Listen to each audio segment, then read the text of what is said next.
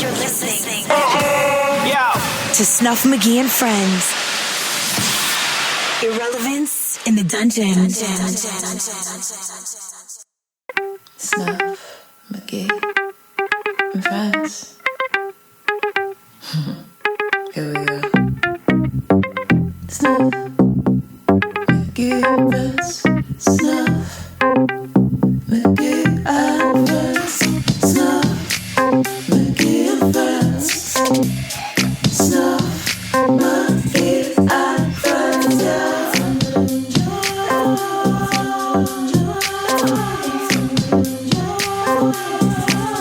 Snuff Magee and Friends, Irrelevance in the Dungeon, episode 24. I am Snuff Magee, joined by... It's your boy, Cal. It's your man, Mr. Dunham, representing Richmond Public Schools. And it's your girl, Lex. Hey, how y'all doing? How was everybody's week? Excellent, brother. You already know I'm having a good week right about now. Not as good as his. Not as good as his. Mine was chill, though. Well, let's go ahead and introduce our special guest tonight. Yes, sir. Mr. Robert, fresh off the Ellen show. Fresh off the plane, jet lag and everything. Jet lag and everything. Right up in the dungeon, man. We appreciate you stopping by, man. Yes, sir, man. Thank you for having me, definitely. So... definitely a new experience for me. Trust me, I ain't never been on radio before, so I'm loving this right about now. I promise you. So the Ellen episode was yesterday. Mm-hmm. Everybody was able to catch it. How's the feedback been so far? I would say about 95% positive. You know, I didn't expect to, you know, get so much, if you want to call it airplay or time or something like that or whatever, but so far, everybody just, you know, really have been, you know, I've been getting calls and emails from all over the country, people telling me just how, you know, the episode really impacted their lives and you know, how proud they were of me, people that don't even know me. And that really, you know, touched me a lot, that this story really did a lot for so many people across the country. Mm-hmm.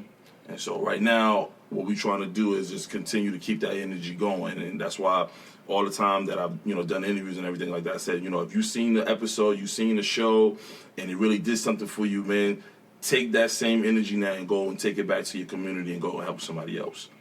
No doubt, man. Before we dive into the story, I got a question for you, man.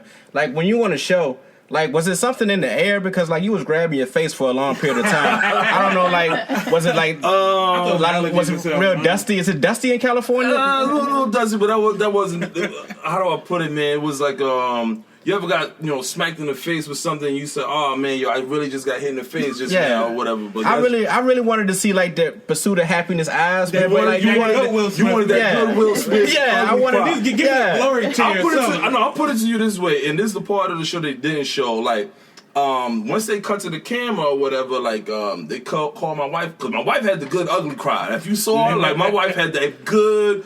praise the Lord cry. I mean, that was one of the good cries, man. And so, you know, I was trying to keep it together, man, because I'm not really, you know, a big, you know, emotional guy like that, man. But, like, literally seeing her cry, man, and then, like, seeing the people in the audience cry, man, I was trying to keep it together. But, like, as soon as we get to the end of the episode, my wife come on the stage and we hugging. The next thing you know, all them little tears I was trying to hold. I was like... baby, going to Disneyland. Yeah. Yo, you had that. He won a championship. Yeah. I thought he was gonna squeeze his face, man. Like he was. Yeah, like, I was like, oh, yo, this is really happening. You know, I'm telling you, it's just a real surreal moment, man. Because till this day, man, I still be like, yo, I really was on the Ellen Show, man, and like it would really broadcast all over the country. Yeah, and so, of course, a lot of people don't understand that opportunity don't come to too many people. And so I'm still was like, yo, am I like, you know, I'm like, am I really here? I'm really here right now. Oh man, this is crazy, man. So that's really what happened. Mm-hmm. You wasn't gonna get the tears too much. Like I was trying to keep it together, man. Because the next thing you know, I gotta go see my students on Monday morning. Mr. Dunham, you was crying. I'm like, I can't even tell this kid to sit down now, man, because they saw me crying on TV, man. I'm just thinking tonight. Oh, for real? You gonna get mad at me? You gonna get mad at me? Man had you grabbing your face for about 45 seconds. Why you ain't do all that when you was on Ellen Show? And mind you, that's exactly what they said. They was like, Mr. Dunham, you was crying on TV. No, it wasn't.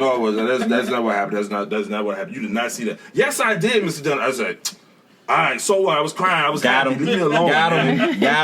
Leave me alone, man. You're my friend no more. But for the people who aren't aware, like, why did they bring you out there? So, early in the year, 5th grade, we have what's called our moving on ceremony, or, sometimes people call it graduation, but we don't really call it graduation for 5th graders, but we have a moving on ceremony.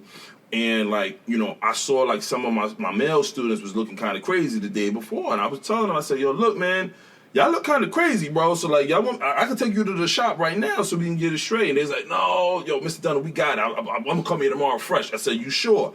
Yeah, I'm going to come here fresh. So, I got in the car, and I went home, and I woke up the next morning, and I was just like, somebody going to come in here messed up, man. I'm telling you right now. And they're going to have me looking crazy, and they're going to be looking crazy. We're going to try to get that together. And so I'm kind of still getting ready for the morning. I have my suit on. I'm throwing the clippers in the bag. My wife comes in. She said, where you going with them clippers? I said, babes, I'm telling you right now, man. Somebody going to come in here looking crazy, man. I can't do it, man. And so, I get in the car, get to work or whatever, and, just trying to get everything set for the show. And I look down the hall, and one of my male students, I said, I knew you was going to come in here looking crazy. I knew it. No, Mr. Dunham, I said, I don't even want to hear what happened, man. Just come on, man. Come in the classroom and let me fix it right quick. I said, you cannot be looking crazy, man. Your mom going to be out there. Your whole family going to be out there. You can't do that. And so, I touched up one of my students, gave him a nice little line and faded him up a little bit.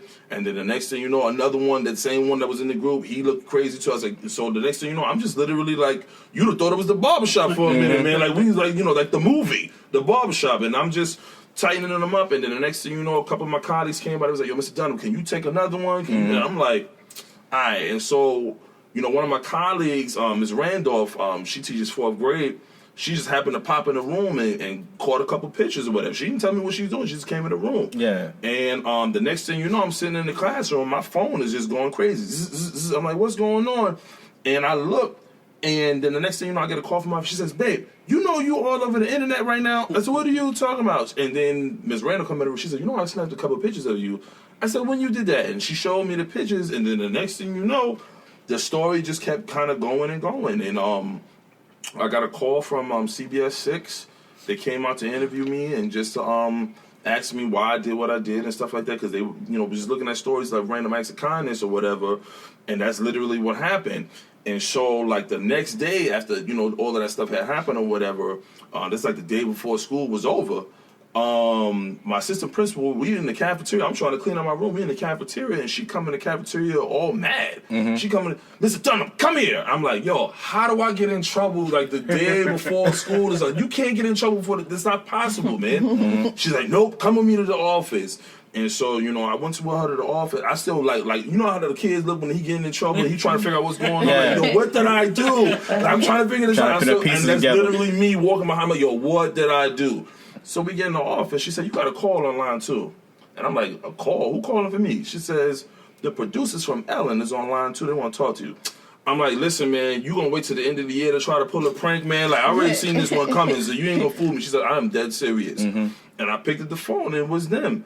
And so, we did a quick Skype interview, an hour later. Superintendent came down and, congratulated me on the whole situation or whatever. And, a lot of people don't know, this situation happened all the way in June. And they had just wrapped up their taping. I had to go through the whole summer still in limbo whether or not they was going to call me to come on the show. Wow. And so literally, there were other shows that was called, and I had turned them all down because I was like, this is going to be it. If I'm going to go on TV, I'm going on. I'm not going anywhere else. And so we got to maybe around the middle of August, and I saw the number. It was from California. I said, oh, snap, they calling me. I picked up the phone. It was the producers again. They was like, hey, Robert, we didn't forget about you or whatever. We're getting ready to resume taping. And so what we really want to do is start putting the story together. And then they put the story together, and then they talked to my wife for a little bit, talked to my kids too. And the next thing you know, we back in the same place. Everything kind of went dead for a minute. Then they called again, but this time they didn't call to ask questions. They called and said, so, hey, we got your travel arrangements ready. I said, wait, what? She said, yeah, we're ready to fly you out right now for you can do the taping. And then next thing you know, I'm in L.A., man, on the Ella show.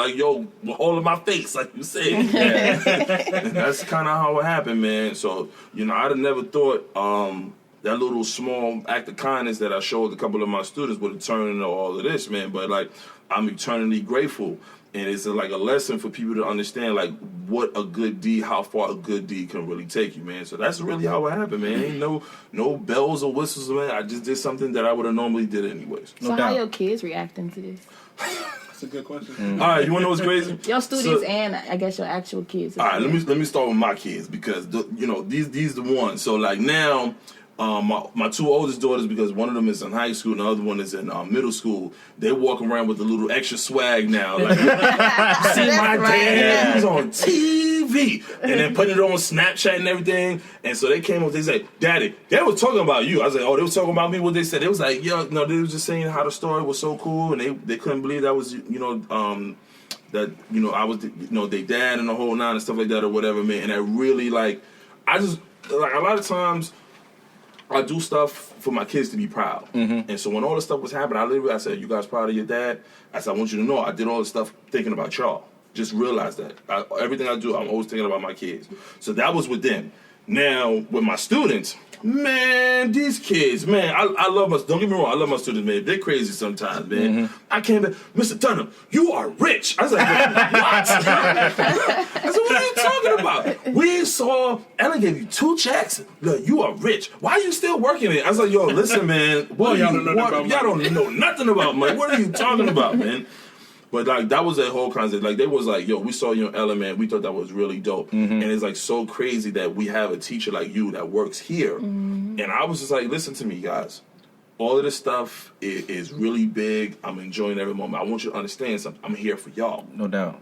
I said, all of that stuff was cool, but I said, you ask anybody at the show, they'll tell you I was ready to come back home. I'm ready to teach. I'm ready to get back in the classroom because that's my element. I love being in the classroom and watching minds grow. So, yeah, those kids, the first thing they thought was like, "Oh, where the Bentley at, Mr. Dunham?" You don't see this Honda I'm driving? What are you talking about, man? Pull up like Spice Adams. What is it that I You gotta get some chrome rims on that, Mr. Dunham. Like, yo, leave me alone, man. What's wrong with you guys, man? But that's literally how they it's good to see that too. And the crazy thing about it is, I try to tell those kids, man, now you see what a good deed, how far it can take you. Mm-hmm. So like now, you saw how this happened for me, so now make sure you keep that in the back of your mind. And that's why, like, the concept I've always taught my students is always be caught doing the right thing. And what that means is oftentimes when we catch students, they always doing something wrong. Yeah. But now the concept is, listen, be caught doing the right thing. Mm-hmm. So a lot of times, last year, I would have teachers come to my classroom and tell me some of the stuff that my kids did. "Mr. Dunham, so-and-so literally held the door for me because I had the computer card and there was nobody else there to help me. They just came and held the door." I said, "Yep, that's what I'm talking about. Mm-hmm. That's the stuff that I want to see." It's gonna be that respect too, because they know now, you've been on TV for your good deeds. So absolutely. They know you're a good dude, so it's gonna have a respect with the kids with you as well. Mm-hmm. And hopefully, like you said, that act will have other teachers or mentors or just regular people just do a good deed, man. It's not saying you're doing it for the attention, because what you weren't. You just got noticed or whatnot, man. And the crazy thing about it is, I made sure I made the statement recently online, and I said, "Listen, this is not just a win for me, but this is a win for every Richmond public school teacher that come into work every single day, bust their butt, do everything they can to help our kids." Mm-hmm. And I told the guy from the news the other day, I said, "I will put our teachers up against any other district in the state of Virginia." I said, because guess what? Y'all don't know what we deal with on a consistent basis, man. But we come in every single day ready to teach, man. So that is my mindset right now. That literally, this is not just a win for me, but it's a win for every teacher that come in with that same passion every single day, that goes above and beyond for their students. Mm-hmm. No doubt. And I remember when we met at the bad event in Hopewell, and you were speaking, and we just started chopping it up. We was having a good conversation. We were talking about different things, and matter of fact, I met your wife first because we were talking about t-shirts. T-shirts, yeah. We were talking about t-shirts, and then I remember you said you was going on Ellen. Because before that, I just wanted you to come to the dungeon, just chop it up. And then he said Ellen, I was like, oh.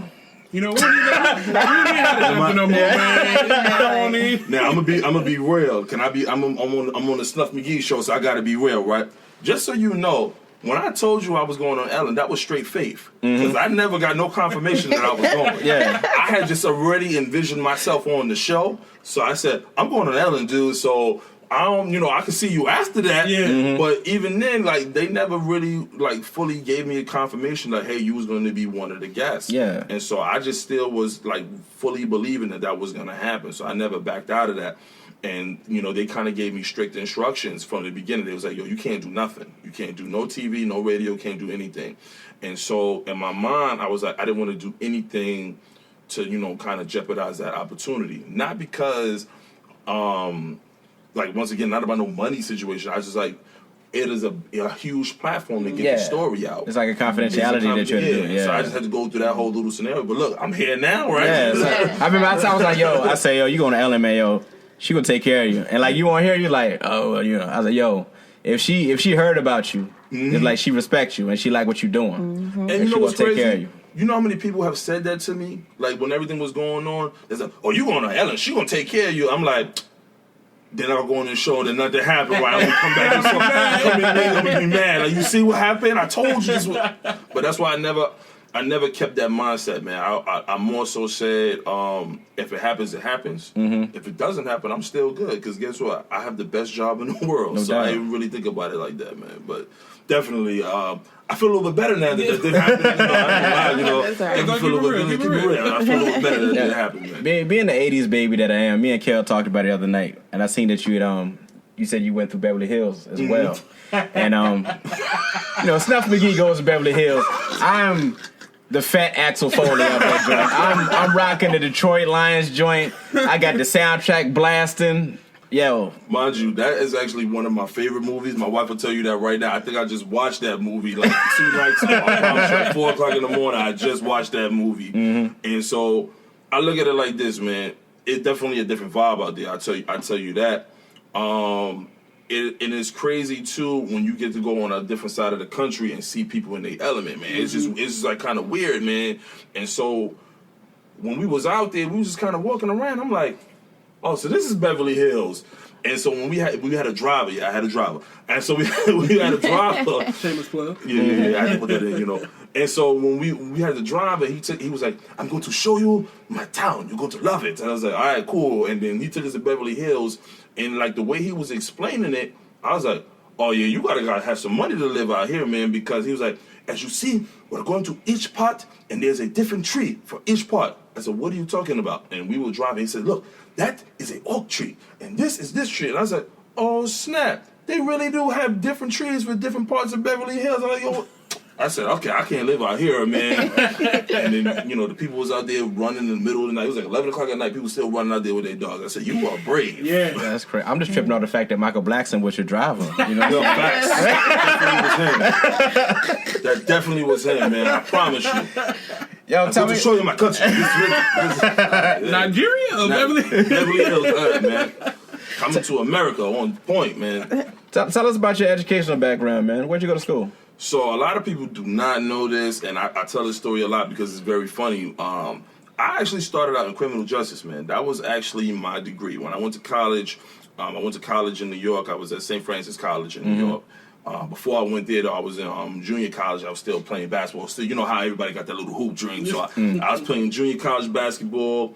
I got a scholarship to go to St. Francis College, and I was studying criminal justice because my intention was I was going to be a lawyer. And then what ended up happening was I was working as a lawyer, working with a lawyer as a paralegal, and I saw how stressed out he was. I said, oh, no, sir, this is not for me, man. I'm only doing the paperwork, and I'm stressed out. And you stressed out, you get to go to court. I said, no, I'm not doing this. So I said, okay, what's the next step? I said, all right, I might as well go ahead and join the FBI and see how that work out.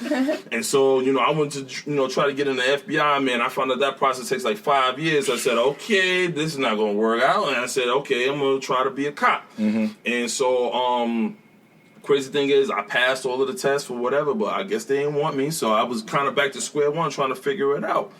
And while I was at St. Francis, I was working in an after-school program in Brooklyn, and so as I was looking at it, I was having so much fun with those kids, hanging out with them. I wasn't getting paid much money, but like just being with those kids in the middle of one of the worst projects in Brooklyn. But they was coming here every single day expecting me to be there and expecting me to just come and hang out and have fun with them and tutor them and help them develop their social skills.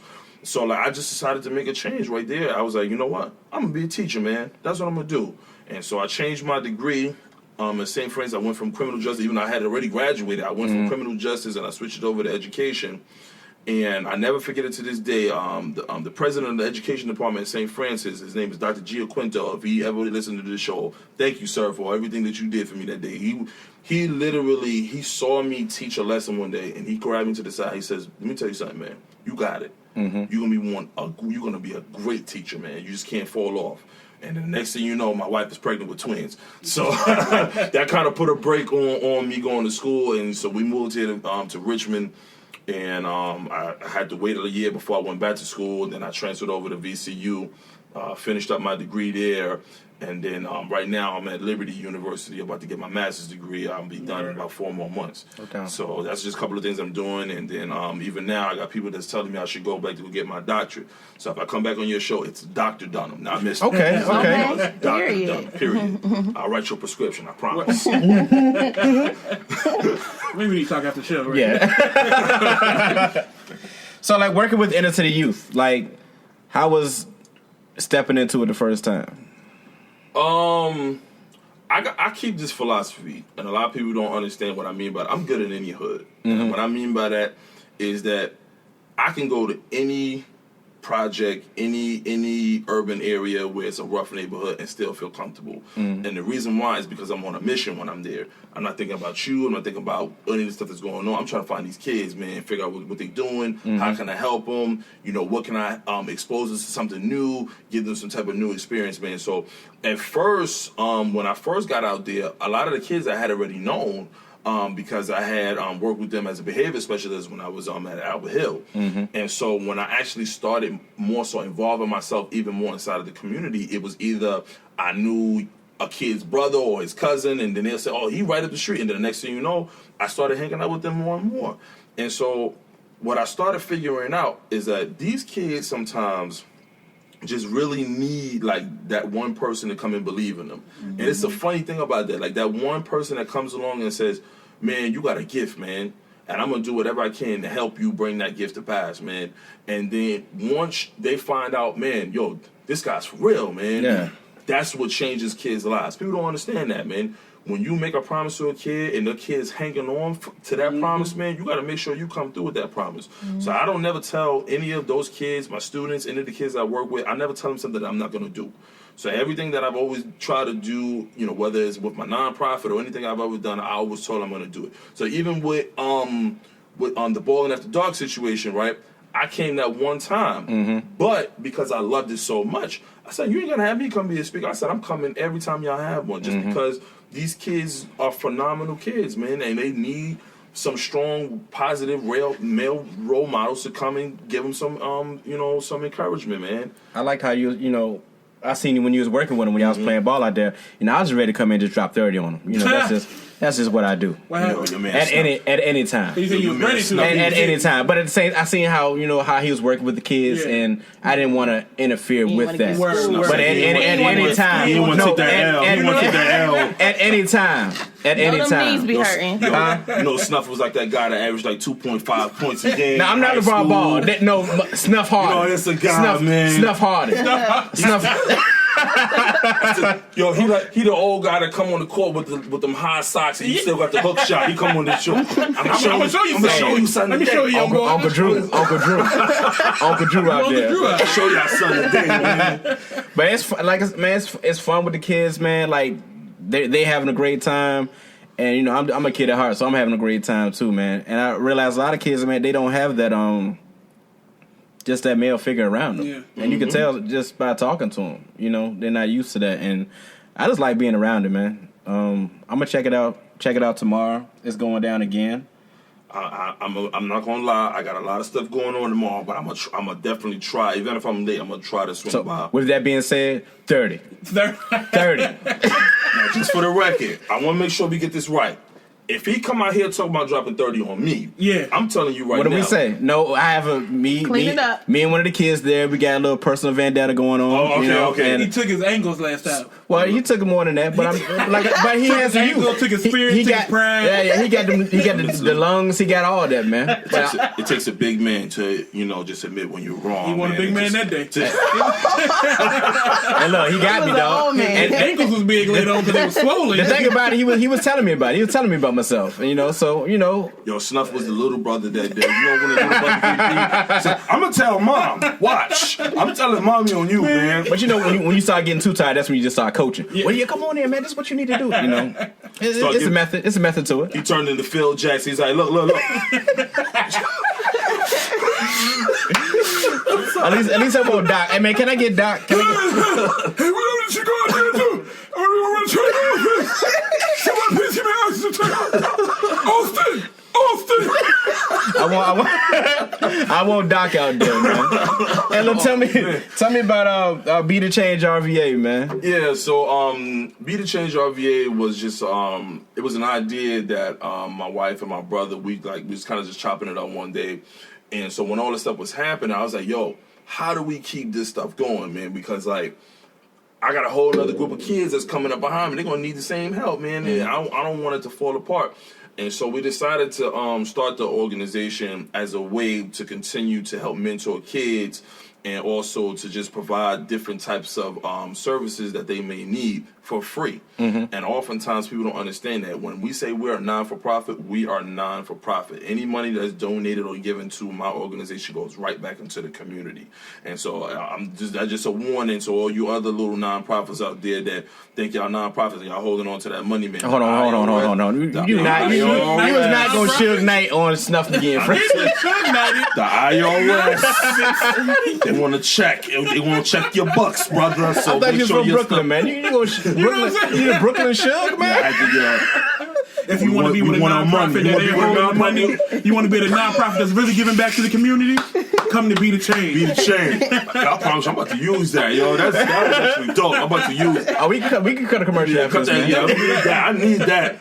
But that's literally what happened, man. And so, we started it, and we were just like, we're gonna see what happened. In the sense that my brother came on to, more so handle the finances because I like to keep everything really tight. Mm-hmm. My wife, she handles all of the marketing, and she's like our brand ambassador, and I'm just kind of director of the community affairs. So I put the events together because, like I said, I want to be active in the community. So I want to do stuff that helps children and their families. So right now, at the school that I'm teaching at right now, at Overby Shepherd, next month, October 18th, we got this event called Parents Night Out. Mm-hmm. And basically what we're doing is from 5 to 8:30, parents can literally drop their kids off for those 3.5 hours. The kids are going to get a free meal. We ain't talking about school lunch. They're going to get something that they're going to remember that's going to be really good for them. We're going to have the whole video game set up. So they're going to have 6 different consoles that everybody can play. We're going to put them up on the projectors on the big screen. Mm-hmm. We're going to have a DJ so the kids can dance. We're going to have open gyms so the kids can run around and play ball and the whole 9 or whatever. 30. And I'm coming. He said, Somebody get the icy hot. He gonna need, yo, you seen that commercial with Shaq with the pads? I'm in pain. I just take it out right there. All I need is that workout, man. But no doubt, look, I will be there. Snuff will be there, and just keep the cameras off because we don't want to show the kids up. Nah, you know what I'm saying? keep the cameras on. We don't want to show the kids up. I got y'all. Snuff will be there. I'm coming with my camera. Please do. I can see it now. Please do. Clean up on aisle 4. Clean up on aisle 4. Shit, okay. I'm gonna bring the trash can for you. That bitch, it's gonna be a 30 for 30. That's how special it's gonna be. It's gonna be a 30 for 30. 30 shots, 30 misses. The story of how Snuff Magee that's what Kobe said. Just keep shooting, dog. Just keep shooting, dog. I'm a shooter. Just keep shooting, dog. You miss all the shots you don't take. Don't take none. Don't just pass the ball. He missed all the shots he do take. Hey, look, like I said, just keep the cameras off. It's for the kids, man. It's for the kids. But that's what we're doing, man. And so the parents get a break, and they maybe I said it this way last night. Maybe mom and dad haven't been out for a little bit, never been to, you've been a little while because you got parents that that's working 12-hour shifts, man, and they need a break, man. And so if we could do that and give them a break, for they can kind of relax their head for a little bit and make sure they know where their kids is at, they know their kids is fine. It's a win-win because the kids definitely gonna be having a good time. And then the parents get a little bit of a minute, and guess what? They show up at 8:30. Mom and dad ain't gotta cook nothing. They gotta think about it. Look, and I think we're gonna have leftovers anyway. So mom gonna be like, yo, you better get you that little bit. I get home tonight. No doubt. Get that over there. And so that's what we want to do, man. So what we hoping is, if that works out really well, we want to keep doing it every month, like every third Friday, just as a continuing thing, just because those kids need it, man. And those kids definitely need something to do on Friday. And guess what? Not being funny, as a teacher, them taxes is coming out of my check. And guess what? Oftentimes, I can drive by some of these schools and the lights still be on. And guess what? That's coming out of my check. So if the lights is on, we're going to do something while them lights is on. So I could do something while them lights is on. Hey, let's do something. It don't matter what it is, man, because if you keep kids involved in something positive, guess what? They definitely won't be involved in nothing negative. Yeah, just like I said, we'll get after the show. Let me know what you need, what help you need, serving. I mean, Right. Before I play, because after I drop this 30, I might gonna need 8 hours sleep or whatever. But before, I could see, I could see Snuff right now with the hairnet on. Y'all better move it along, man.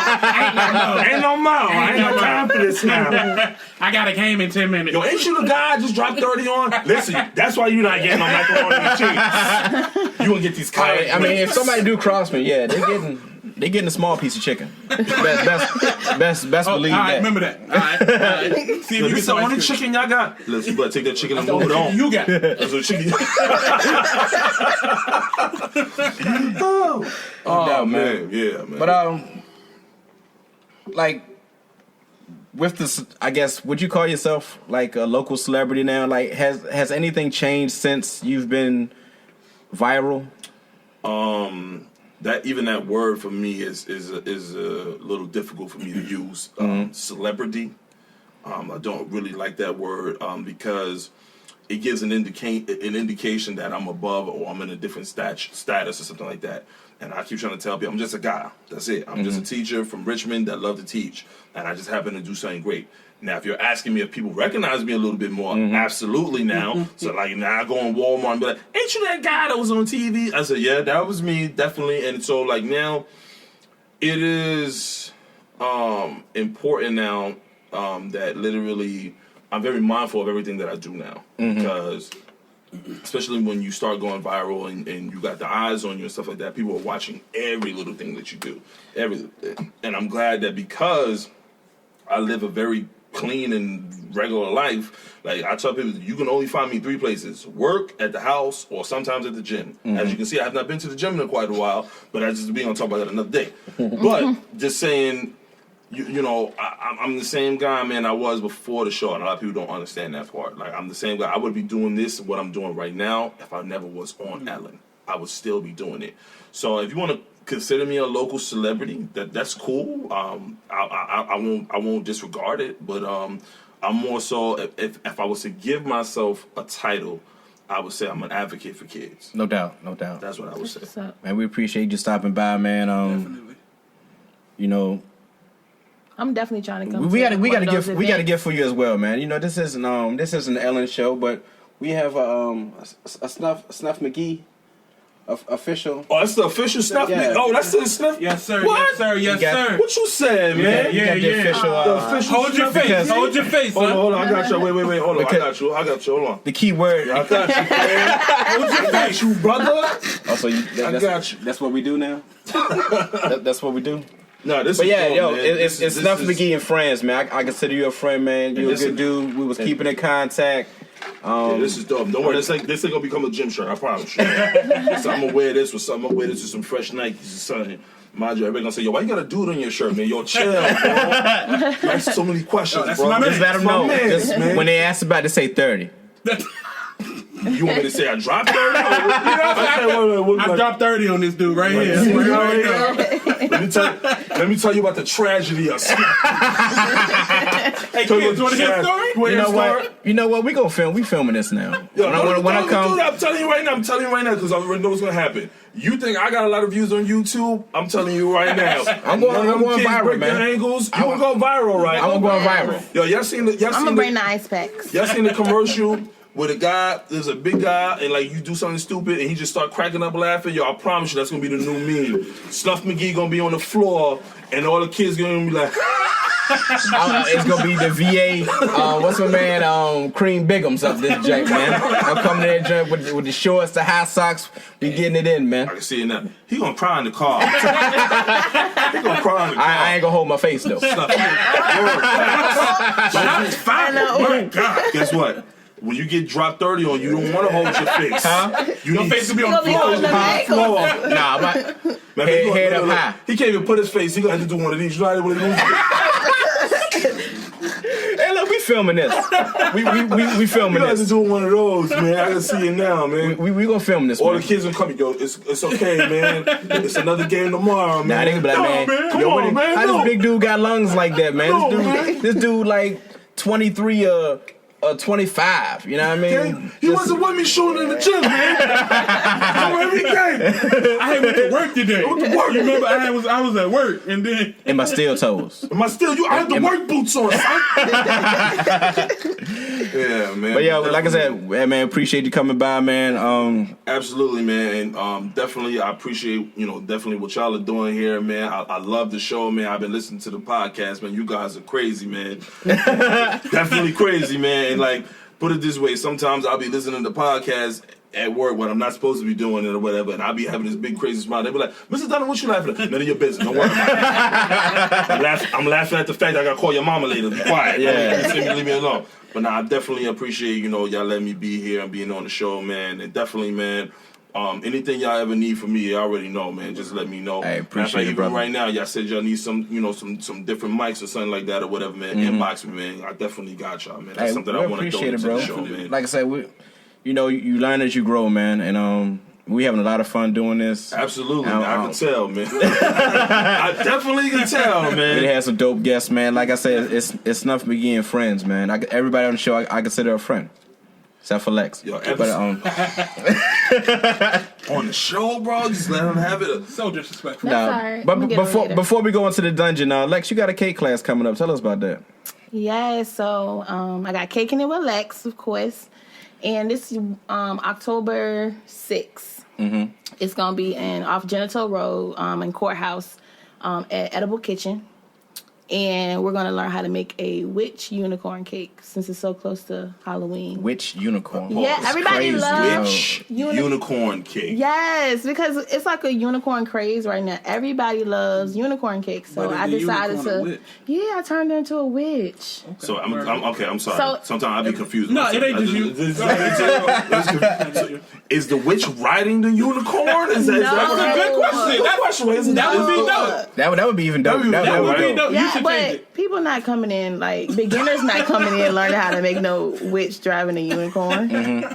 No. I can see it now. This the is the beginner's class? This is advanced. We're doing beginner classes. So I actually pre-make the cake for everybody, and it's already dirty ice. And so you will learn how to, like, color your icing. And we'll do like basic techniques as far as covering the cake with icing and learning how to pipe using a piping bag and learn different tips and spatulas and different things like that. So it's a very beginner class. It's kind of like my edition of like a paint and sip. So we kind of like just caking it. So for if anybody's interested, give the details. How can somebody any availability? It's on Eventbrite. So it's caking it with lex.eventbrite.com. And also, IG, of course, is just Caking It with Lex. Okay. I'm going to ask a weird question. Mm-hmm. You said the cakes are going to be dirty ice? I'm just trying to figure out, what does that mean? Like, you see I'm a novice, so I can't come to this class. I'm going to mess it all up. You're not going to make the I'm going to make that what you call, man. Look, so a dirty ice is, so when you first ice your cake, it actually breaks down and the crumbles will create in the icing. So it's called a dirty ice because that's the icing that locks in the crumbles. So then when you go over with your clean icing, you don't see any of the crumbles peek through. Facts. I just learned something new today. So that's the dirty ice. Yet again. Right. All right. That's the dirty ice. And October 6th. October 6th. All right. From 3 to probably 6. On Eventbrite. See, and I'm a very visual person, so I thought about that all wrong. Yeah. I thought like the cake was like in dirty ice or water or something like that. Like it was like sitting in snow or something like that, man. So You gonna give these people soggy cakes, sir? They might like it. But no doubt, yeah, I'm gonna come check it out and let you know. 30. 30. He said, let me tell you, he said that last time. What was No, you look, the mind the first thing to go. Blame it on that. Not of me. I know, because you keep talking about 30. We know your mind goes. Yeah, ankles. Hey, Do me a man, favor. y'all keep on sleeping on Snuff. Make a special cake for him, right? But it's got to be like a basketball, but it got to be all broke up because he can't get like that's a shattered dream. Put a trophy on that joint. I'm gonna make a basketball with a grandpa on it with a cane. Facts. That's what I need to see that. I will pay to see that. I promise you. I will pay anything I need to pay for that. No, I gotta prove y'all wrong, man. Oh man. Yo, Irrelevance in the Dungeon, man. Look, I'm gonna start it off, man. It's been real hot this week. Your boy, what is it, Tekashi 6ix9ine. Oh my God. Lord. He's telling on everybody. Yeah, but he's telling no people that ain't got nothing to do with that. Hey, look, I got He said Miss Johnson didn't tie her shoes this morning. I got my favorite ones. I screenshot them. I got he knows what Carmen Sandiego is. He snitched on Claude and Ray. Said they ain't died that fire. Oh no! You know they had a baseball game. Yeah. This is the funniest one to me. He knows what time he worked on Martin. Oh no! Then they got another one that was like Jesus, at the table was like, one of you will betray me, and he's at the table. That one was kind of harsh. He gave up the Krabby Patty formula. Oh, damn. I mean, they was going in. So look, they got one that said the judge was like, anything else, Mr. Hernandez? He's like, you know what a fire stick is, Your Honor? Yeah. I was tripping off that. Yeah, so basically, he just giving up on that. He's telling on people at self-checkout while people are going to self-checkout. He didn't pay for that. Yeah. He know who killed Martin Mama Bird. Not my Mama Bird? Yeah. Why you kill my mama bird, man? He said R. Kelly touched him too. Damn. Oh, no, pass on that one. Nah. He said Meg Thee Stallion been wearing money bag shoes. I love her. I'm not supposed to laugh And at he said that. the judge was like, is that all? He was like, nah, my mom said her food stamps. Yeah, they was really going in on him, man. He was telling on Ghost and Tommy, Yeah, man. He said Tommy killed Angela. They was really going in on 6ix9ine, man. He been going in on other people. Right. But here's the thing, like, kids should know this, like, with that whole gang life, man, what they say, you in it for life, man. Yeah. And, he glorified that gang life. Mm-hmm. That's what he did. It's not, he can't play that victim role now. Right. But you know what's crazy, though? Let's really look at that in a full, aspect of the situation. Now, you glorify the gang life. Mm-hmm. You have all of these kids following you, right?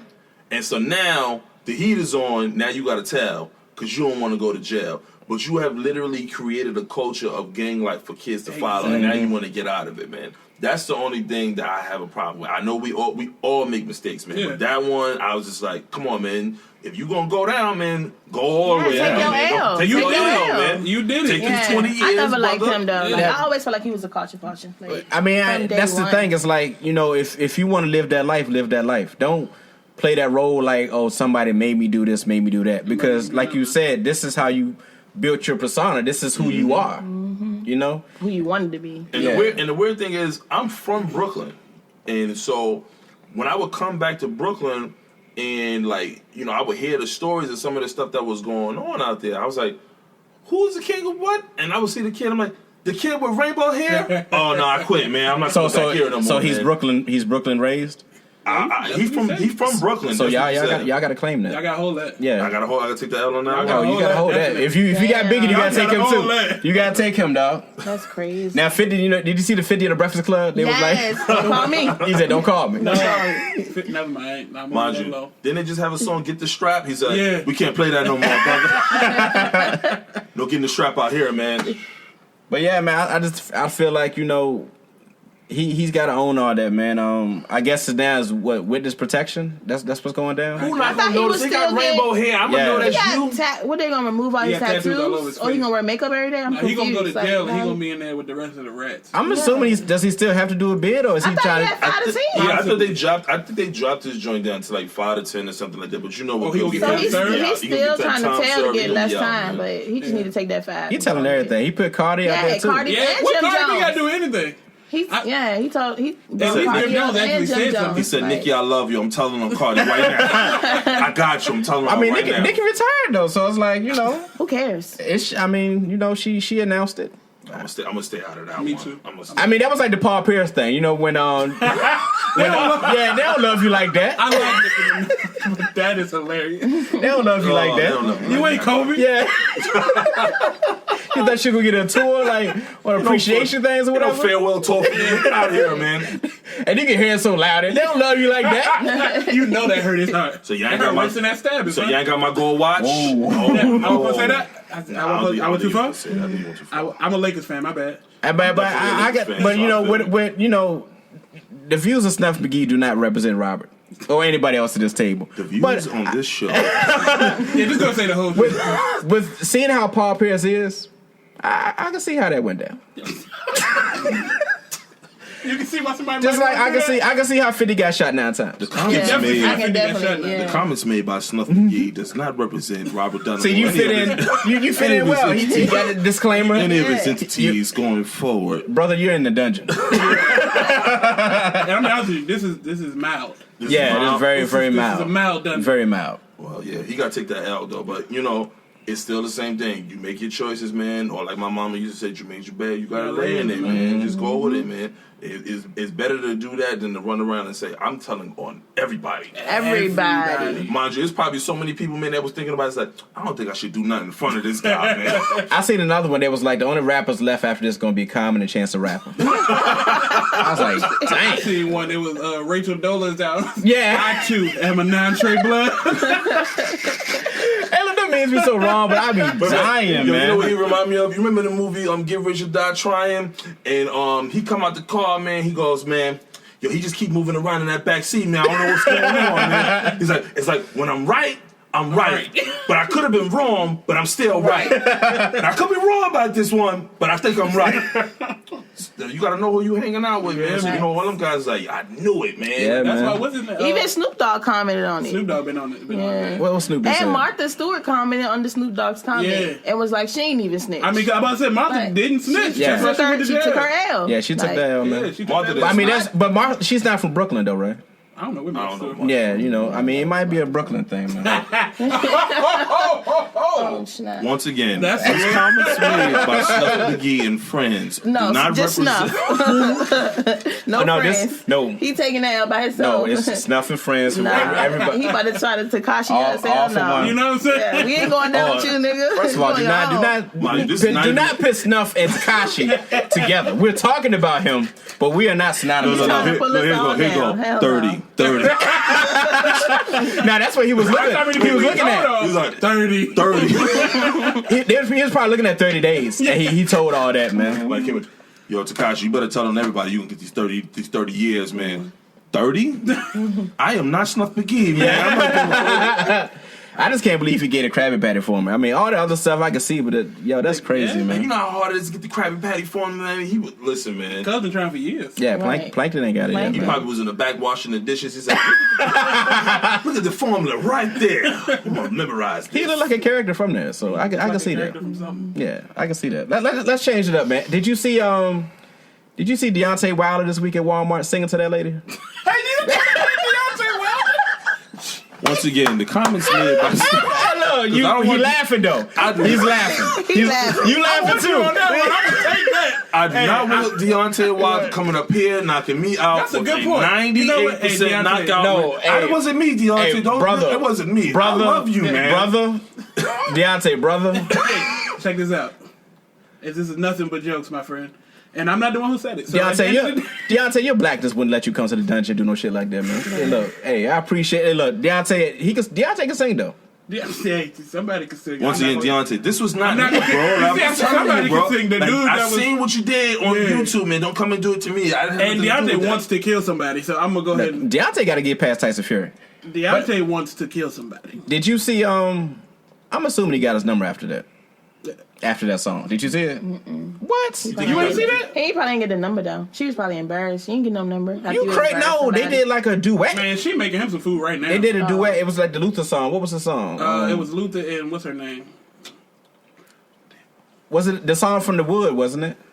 Oh, if this were that's what's that? Yeah. If this world were mine. Yeah. Yo, did your man just break out in harmony? Just Yeah, he did. He was ready. What key was that? C sharp. That was a C. That was C sharp. Okay, I was making sure. Okay. But not like they was in the grocery store and what it was, he overheard her singing and he went up to her. He was like, "Do you know the Luther song, This World Were Mine?" And proceeded to do the whole song. Turned into Luther Vandross in the grocery store. I mean, they sounded great together. They really and did. People in the back, started coming behind us checking it out. And I was mad because it took people so long to stop. Yeah. Like, what are y'all doing? It was a white guy behind him, and like he looked like he wanted to get by at first, and then he just stopped and just was enjoying the moment. Whatever. This is the only difference between like a guy like Mike Tyson and Deontay Wilder. Mike Tyson ain't singing no songs in no grocery store. I mean, that's why Mike Tyson can barely talk. At the greatest fight First, the views of Lex. Now you talk about Deontay. No, Tyson is not coming down here. Didn't say one word. Yeah, Tyson's still knocking people out. Tyson will whack 100. Yeah, Tyson's still knocking people out. Yeah. I'm not to be quiet about it. All right, y'all keep having fun with that. Hey, Brooklyn, you already know. Yeah. You already know. Iron Mike will come down here. I met Mike when I was a kid, though. Mike is a funny guy, man. Mike came to, I used to live in Brownsville, Brooklyn. He came to Brownsville, Brooklyn on a four-wheeler, did a wheelie, and just dipped out. And so everybody was like, yo, this is the best thing ever. I said, yo, all he did was a wheelie, man. He didn't sign no autographs. I said, you know why? I know where he going. I ain't got nothing to do with that. I know exactly where he's going, so I ain't got nothing to do with that. It's Iron Mike, man. Like my dad, you know how like fathers are. As soon as they sit on the couch, they fall asleep. But if Tyson was on, we watching Tyson. Like Tyson wasn't that long. It was like 30 seconds. I mean, but the pre-show. He stayed up with Tyson. The pre-show. The pre-show was the fight. The fight won by like 90 seconds. But the pre-show building up, it was like that, man. But it wasn't really, Deontay. I don't want Lex to get confused. But he was Deontay. Don't play. But you haven't seen the video yet. But I knew it wasn't him. Oh, so now you're saying Deontay? Look, Deontay, you may be able to sing, man. I like Deontay. Don't do that. Yeah. The comments made by Lex have nothing to do with me. I had nothing to do with that. Yeah, to this day, man. To this day. No. Till Deontay stopped talking about wanting to kill people in the ring, everything that's said about him, I stay off it. How are you gonna say you want to kill people in the ring and you singing a duet? That don't count. You can't do that. Hey, yes you can. If you kill him, he gonna kill him with the vocals. I think he just want to sell tickets. He said he gonna kill him with the vocals. That's the worst. How you gonna whoop somebody's tail and be singing at the same time? Come on, I'd rather you hit me, dog. Don't go sing. I'd rather you hit me, brother. Don't hit. Go sing, man. That's like Eddie Murphy said back in the day. He watched Tyson fight. Tyson kiss a dude after the fight. Like, you ain't just gonna whoop me and then kiss me after the fight, That's dog. all love. It's too much love, man. I'm going in the back with a black eye. It's all love. It's really all love. Concussion. Yo, another big thing this week, man. Antonio Brown. Fresh off the press, the Patriots have released him. Dropped him. Now, I seen another thing saying that he could have made $30 million. But instead, he may only make $158,000 this year. It started at $90 million. Yeah, Right. It was a big contract. He's just stupid. Like, that's just dumb. I don't think. I ain't gonna say that. They feel like they're untouchable. But don't you why think would do everything? that? How did everything just fall into place together like that? Nah, I'm not gonna say it was a conspiracy. I'm not gonna go that far. I'm gonna say it just seems like a lot of missteps and mistakes along the way, and just bad decisions, man. Sometimes your bad decisions do eventually catch up with you or whatever. So It seemed like his bad decisions just came together all at once, though. Yeah. right, It seemed like somebody was holding on his bad Yeah, it was just decisions. whole like, so you going to the Patriots? Yo, remember that case he had? Yeah. Go ahead and drop that. Mind you, he ain't been the same since he dyed his beard blonde, anyways, though. So Yeah. that's when I shop. knew he was crazy. I was like, yo, why is his beard blonde? And it's not even the beard; it's the mustache. But what bro. about the hair? I mean, you feeling the hair? It's different. I guess you could say it's different or whatever. But when he did the Hulk Hogan, it was kind of like, yo, I don't know what the Hulk Hogan. You know something, brother? When you get on this football field, You gotta bring vitamins and prayers. Bro. Yeah. That's what's going on. This guy's crazy. Start ripping his jersey off like the Hulkster out there, man. 26-inch pythons, baby. But I mean, I don't want to offend any women out there because sexual assault and rape is a real issue. Definitely. And it is a real thing, and but also with the Me Too movement, it's been a lot of accusations that have been rather suspect. Mm-hmm. And we weren't there, but it's just the writing on the wall for this thing. It just seems kind of weird. Three separate occasions. It's like it's convenient. It's very convenient right now, man. And it's definitely convenient, but I'm just different perspective as a teacher, right? I have to take allegations like that very seriously, right? Just because you never know what's going on. Now, am I saying that these individuals are lying? I'm definitely not saying that. Am I saying that maybe the story is a little skewed and it just kind of came as a perfect storm? Definitely kind of seemed that way. But you got to really think about it. He put himself in these positions. Yes. And so now you got to deal with it. Yeah. So, it's just about, once again, bad decisions, man. You got to know who you hanging. You see what happened with Le'Veon? The girls took all his jewelry and ran out the house. And he had both of them in there. I would never in the world go to sleep knowing I got $1 million worth of jewelry lying around. I don't even know y'all. I just met y'all at the club, man. And bad decisions. So, I don't know how that's going to play out, man. I'm definitely praying for him in the sense that bad decisions definitely caught up to him. But I hope, things are not as bad as they seem. And if they are as bad as they seem, he got enough money to get some help, man. I think he done, man.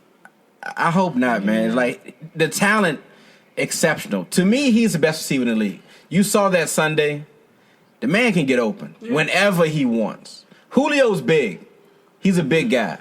He's a big receiver. Brown is not he knows how to get open, and the hands are exceptional, man. Debatable. I would say that Hopkins in Texas on the Texans is a better receiver than him. I'll give him the youth.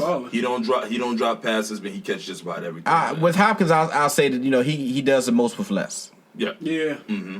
But Brown, he do catch everything, but that Tony toe tap, man. Yeah. Brown is that guy, man. But I mean, where can you go to when the Patriots say no? At that point? He's going with Rodgers, man. That's what I hope. He's going to Green Bay to play with the GOAT. Well, Antonio, if it doesn't work out, the XFL is going to be launching real soon. They're going to need some wide receivers, so I'm pretty sure you'll find work. Vince will be man to take care of you, man. He will. Mm-hmm. That's true. And Vince like controversy anyway, so that'll work out real well. Speaking of controversy, man, Cam Newton. What's wrong with your head, man? He do I thought you were going to grab your face again, man. In that perspective, I really wanted to just now because did you see him? Your man looked like he was a church grandma with that. Yeah. He had a scarf on his head. Cross-dresser Cam, baby. What's up? I mean, does Cam have his own stylist? He is the stylist, I think. I don't know. The way he looks, I hope he ain't paying nobody. Are they trying to compete? Dress him like that? They trying to compete with like how Westbrook, because Westbrook was kind of. Yeah. Yo, mind you, I'm still trying to figure out who sold him this stuff and didn't tell him nothing. Like, he was in the store. Like, that looks really good to get. My thing is, who's making this stuff? Because Cam is like 6'5". You know what I'm saying? He's a big boy. You go to XL, like, yo, I need that right there. I need that right there. It's like him and Medea. They're the only people. These like 6'5" dudes, like, what are they finding this stuff at, man? Where do you find an extra small at 6'5"? I'm trying to figure that out, man. Where do you find that at? Like, where do you go? Who do you call for that? Like, yo, I need an extra small, but I'm like 6'5". And maybe if he was like playing like MVP Cam, maybe he can get away with it. Cam's not playing good. No, not at all. Cam's looking bad right now. Yeah, he needs to spend less time in Lane Bryant. Spend more time on the football field. The comments made by Kel on this show does not represent anything. I mean, if he wants to chop a Lane Bryant, it's 2019, I just say you need to spend less time there. I'm not shaming you. Yeah, just getting that playbook, man. PC today. Yeah. Listen, when your legs start going away, you got to be an accurate passer. And I will say this, the prime example about that, if you look at Michael Vick's career, when he was with the Falcons, all he did was run. Mm-hmm. But when he got to the Eagles and he started working with Andy Reid and them boys, they made him a pocket passer. He was actually better as a pocket passer than he was running right as far as completion percentage and as far as many times that the team won. So oftentimes what happens is when them legs start going, you can't throw the football, you're going to have a rough day. We have to give Andy Reid more credit with the evolution of the black quarterback. Facts. You go back with Donovan McNabb when he brought Michael Vick over there and changed his whole game. And look at Patrick Mahomes. Andy Reid is doing amazing things with black quarterbacks, man. Mind you, I ain't never seen a quarterback throw a side pass a day in my life. Who throws a side pass? Like he's throwing it like he was pitching a baseball. It's effortless to him, man. He's amazing. Yeah. He is really amazing. But McNabb pretty much started that trend with that. You know, he was like a West Coast quarterback. I mean, he had the legs, but he was a great passer, man. But Cam has never been a touch thrower. No. Right. He's going to have to be if he wants to. He maybe need to go to Kansas. He's got to work with a quarterback coach. He's never had a great coordinator. Fair. But what are you doing in the off season? I guess that's what we know what he's doing. Making babies. Lane Bryant. That's what he's doing. Right. He had New York Fashion Week and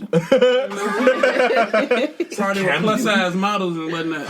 Is that Cam Newton? Oh my gosh. This ensemble is wonderful. Yeah. It's amazing. Priorities all messed up, man. Cam, man. Cam, come to the dungeon, man. Come holler us, man. Come home, brother. Come holler us, Cam, man. it's going to be okay. I promise you. It's going to be fine. I'm telling you. I'm lying, though. But it's I'm telling the truth, but I'm lying. And the words of Deion Sanders, man. Cam. Oh, Cam. Yo, a lot of quarterbacks are out right now, man, but Cap still no job. My question to y'all is, you think Cap wants to work? I don't. I said that a long time ago, though. All right, I'm on the Snuff and McGee and Friends and McGee show. I'm going to be real. I'm just being honest, okay? Hey, look, what is that, Alan? You're being super PC tonight. I think he does want to play. I think he does. Let me tell you what my real problem is. If you really want to play, you don't take the money, you don't settle. That's my only thing. Because once you settle, the league has literally said, hey, we've done right by you. We blackballed you. Now, we gave you a check. Mind you, we don't even know how much the check was, but it definitely was substantial. And the fact that right now, as you said, you have all of these teams that's out right now and he can't get a job, it is not his talent right now. It's literally that people do not necessarily want to deal with that right now. And I'm not talking about the controversy because he already said he don't care. He's not going to kneel. He's already made his point. He just want to play.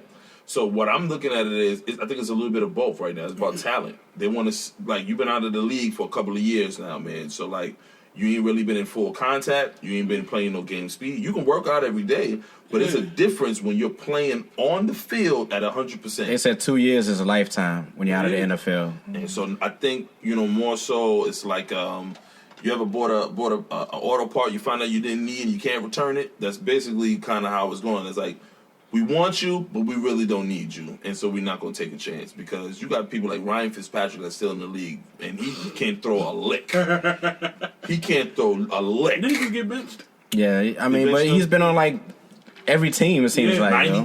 90 times Let's he's not been forget around. He was Fitzmagic for a while, though. Yeah, for one game. Hey, well, That's when he put the Deshaun Jackson outfit on with the chain and everything. he was cool for like 5 seconds, man. Fitzmagic, baby. It would be great if he does get a chance. I would look at it more like this. At least a workout. Get a workout, and then I would be like, okay, maybe there's a possibility. I mean, teams don't even call him in. I think he could have played. This is me personally. I think he didn't want to be a backup. You look at Eric Reed. Eric Reed is back. Eric Reed is not silent. Eric Reed is very outspoken. Very vocal. Remember him and Malcolm Jenkins had it out last year. Had that out, yeah. So I just think that Cap, he's comfortable not playing. I think Cap got that mellow in him. Mellow? Yeah. Mellow, could he still play in the NBA? Very likely. Could he be mellow? Nah. And he's not willing to accept not being mellow. Well, we've said this on previous episodes. Mellow has not been the same since Tommy. Oh, man. Since Tommy got with Lala. Was it Tommy or was it on the show? 50 Cent's son? I forgot his name. Oh, Sean? Yeah, Sean. Yeah, it was Sean. Yeah, Sean just went through everybody, didn't it? Dang. Maybe that's why 50 killed him. He was jealous or whatnot. Well, look at it this way. I don't think the situation is really the same because we've actually still seen Melo play. Like, in other words, you can watch Melo doing all of the open workouts in pickup games, but he playing some of the top guys, and he killing them. Hey, the pickup game ain't got nobody a chance yet. What did Joe do? He went playing that big three, some game speed type of stuff, and he got a deal. They're playing 3-on-3. That's not 5-on-5. It don't matter. Hey, look, for the record, I like the big three. Actually, I like the big three. It feel like 90s basketball. 90s basketball, yeah. I do like the big three. And I think I can still drop 30 in big three. Man, let it go. Big three olds maybe. He gonna be the water boy for the basketball team. Like, And look, at least I ain't Michael Rappaport. You see when Catino was ready to slap him? Yeah. A whole lot of people ready to slap him. Mind you would never think like Katina got that old man beard and everything like that. He looked like he was a grandfather about to go off on the You got one more thing to say to me, man, and you gonna get it, man. You know what's crazy? Catino's only 28. You know, Catino's look old forever, man. He's only 28 though. Yeah, but is he still playing? Yeah, he's still playing. Mind you, he was at some of the pickup games. I saw it on I just want Gary Payton mic'd up every game. I want a glove mic'd up, man. That's my dude, man. Another thing, man. I don't know if y'all are fans of this, man, but Rambo. You know, Stallone is probably like 95 years old right now, but good 95.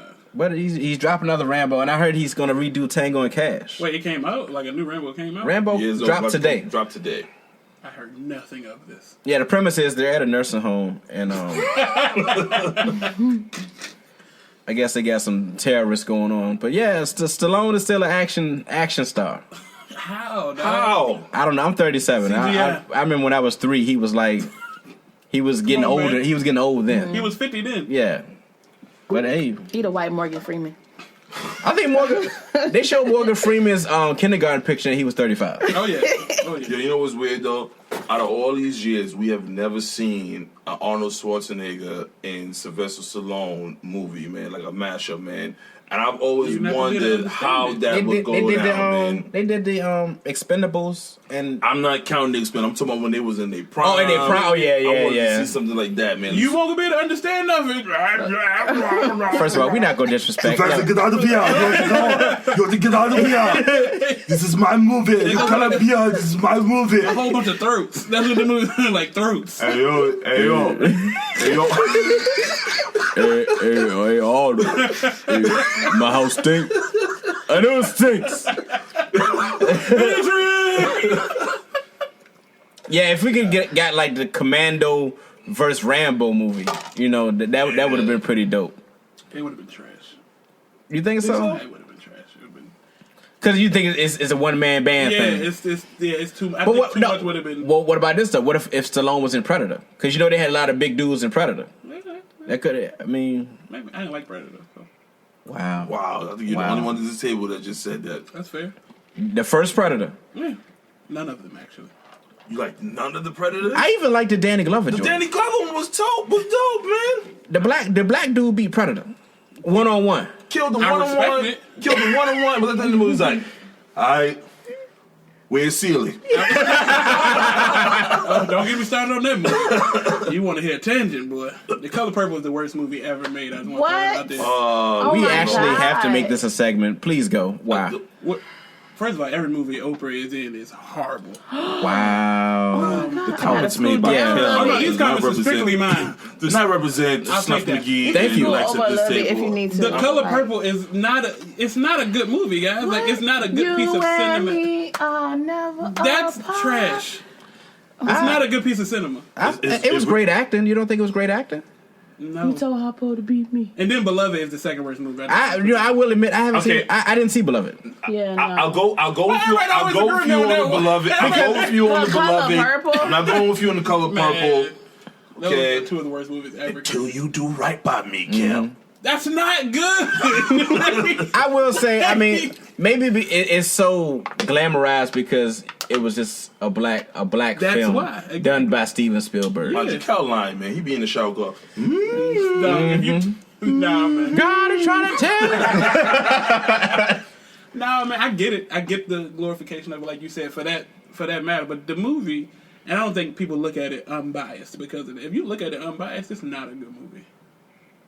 Okay, I gotta ask you, when you say unbiased, what do you mean? Unbiased because it's a film full of black actors, or when you say unbiased because everybody told you it was a good movie and you was like, no, it's both actually. If you look at it unbiased, not because it's black actors that you like or black people that you like for that matter, not because it was made by Steven Spielberg, and not because you're told it's a classic. It's not a good movie. This is not. You see how quiet he got just now? I think we all reflecting like. Is it really not a good movie? Mind you, that's a good. I mean, okay. The fact that you're making me think about it is because I mean, Is it a movie that I just sit and watch right now? No. But if it come on a Sunday evening, you got your mac and cheese and your chicken. You be like, hey, yo, Color Purple on, everybody. Look. It's like Roots. You don't watch Roots every day, but you will find the time that they have one a show. watch Roots in one day. Yeah, So, and second of all, I'm slaved out. Yeah. Yeah, slaved out. That's Yeah. what I I've been don't watch slaved out. Roots. Yeah, Okay. I'm slaved out. I watch every once in a while, but I find if I'm watching like Roots or like Django or That's the what's only one I will watch. 10 years a slave or something like that or whatever, right? Mm-hmm. I find myself waking up the next day and just like I can smack somebody. I could smack somebody in the dick. Rosewood, Like, Rosewood. Yeah, Yeah, but I'm just. I'm slaved out, man. It's like let's do the Kings and Queens, man. Yeah. Let's do Coming to America. How about that? You think that's gonna be mind good? you, I'm being real. I think that's gonna be trash. That's what you think gonna be good? Man? You know, I'm not gonna disrespect Eddie. I You know, love it. I'm Just telling wait you and now. see. I'm There's right some away. We don't do Yeah, that. I'm We right. don't There's do some that. movies you leave alone, and that was one of them. You But leave here's that the thing. movie That's his baby, and he's bringing it back. I can't go against Eddie with this joint. might- Oh no, be wait! I good. did disrespect Eddie one time. One movie, What? Norbit. Yeah, you said And that mind last you, week. you know what's crazy? I didn't like Norbit. My kids love Norbit, Man. and I actually love Norbit. It is the funniest stuff I've ever seen in my life. I look before you go It there. is. The best part of Norbit is Marlon Wayans. The power tap. That's saying a lot. I'm just saying that power tap is the funniest part of the movie. That's saying a lot about the movie. I Marlon mean, Wayans is the but best part of the I movie. bet you this though. Did you watch Sextuplets? Yeah. Okay, but why? Just because I watched it. I'm just saying. What made you want to watch it? Because I like the Wayans brothers. I like the Wayans. I mean, would I watch it again? No. Nah. But And I gave even it say, a chance. I might watch it a second time. A horrible movie. I might. It wasn't terrible. It wasn't great. It wasn't as bad as I thought it was. It wasn't gonna bad be. as that Naked movie he made. I still I can't didn't watch see that. I didn't- tried, but I That's- just couldn't get through Don't it. waste your time. There's Yeah. some people I don't feel should do multiple roles of different characters. I'm not just saying Marlon Wayans shouldn't do that, but there are certain people that just master that. When you look at people like Martin or Martin Lawrence, you look at Eddie Murphy, all those guys, like, you could actually look at Eddie and be like, that is not Eddie Murphy right now. But when I saw the Sextuplets for a little bit of that, I was like, yo, this movie is garbage, man. I mean, my wife tried to make me watch this movie. Not to disrespect Marlon, because Marlon's definitely funny, though. Marlon is a clown, but he's a respectable clown. He's always been that way. When Eddie does it, when Martin does it, it's like it's just it's a talent. Yeah. It's like they're really becoming somebody. And even like when Dave Chappelle do it, when you watch Dave Chappelle on the Chappelle Show and he played some of those characters, you be like, yo, he really just became that guy, Yeah. man. Well, Marlon, it was just like, hey, It's Marlon playing. Marlon, what's up? What up, Marlon? What you doing, Marlon? Well, I see you with that weird Oh, you man. fool, boy. Now, when Eddie did the Jew and Coming to America, like they said, like they didn't know that was Eddie. I was about to say, did you know how long I didn't know that was Eddie? Yeah, I didn't. When I was a kid, I did. He says, here's the stunt. Here's the stunt. He says, a man walks into a restaurant. I did not know. Yeah, you know a very underrated movie by Eddie, man, is Vampire in Brooklyn. I actually like Vampire. I like- Underrated. I- Underrated? Yeah, man. nobody talks about it, man. Yeah, okay, that's fair. I mean, yeah, that's a good movie. I like that joint. He was trying to get a little suave on a little bit. I like John Witherspoon in that joint. Oh yeah. I'm He's just like, a woof. Jump Yeah. up and try. And the whole time I'm like, here come the bang, bang, bang. I'm Yeah. like, it's coming, man. He's like, woof, just jump down and try to bite me. He was like that. Man, that's a Chihuahua compared to the mother. Yeah, I like Vampire in Brooklyn, man. I think Coming to America is gonna be dope, man. I feel it, man. I'm reserved comment because I don't want to say I don't think Are we gonna do it like Black Panthers? Everybody gonna show up in their African garb this time around? I hope so, man. Which I never understood why everybody did that for Black Panther, but I get it. Like everybody showed like it was really coming to people America like that day. representation, man. When you haven't been represented so long, any piece of representation you want to cling to. I would say this: a Black Panther didn't have his own money. Akeem face was on Face money. on the money. Yeah. He had his own world. That wasn't his world, Essentially. though. That it was. I mean, it was that's his dad's house. yeah, Akeem?